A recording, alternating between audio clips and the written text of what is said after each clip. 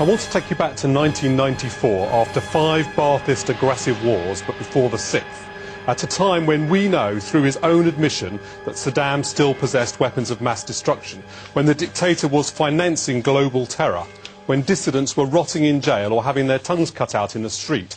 When all this was happening, George Galloway went to Iraq, stood in front of Saddam and said, "Sir, I salute your courage, your strength and your indefatigability."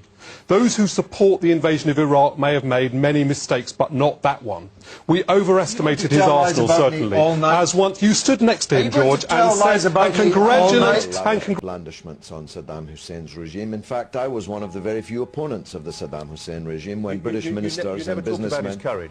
When British businessmen and ministers were going in and out of the Iraqi embassy doing business with them. So, I'm sorry, I just want Sir, I salute your courage, your strength, your indefatigability. I can honestly tell you that there was not a single person to whom I told I was coming to Iraq and hoping to meet with yourself who did not wish me to convey their heartfelt, fraternal greetings and support.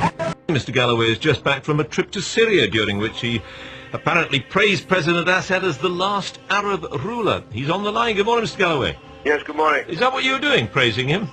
Well, I was making a very long speech, but if you read the Israeli website from which you've drawn that, that's certainly the plum that they took out of the speech.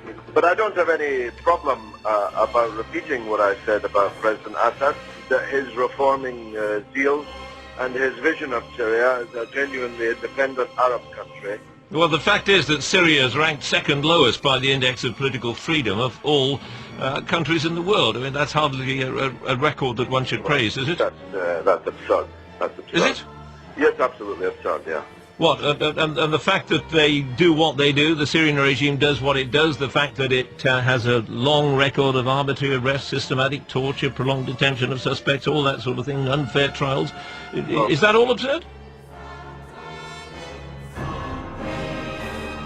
Only a peace treaty can provide a framework for enduring peace and security. I'm sorry, Mr. Galloway? You said we are doing this really? I am, yes. I don't debate with Israelis, I've been misled. Sorry. Racism. I don't recognize Israel and I don't debate with Israelis. He's British. I'm a human being. I name Mr. George Galloway. I beg to move that George Galloway be suspended from the service of the House.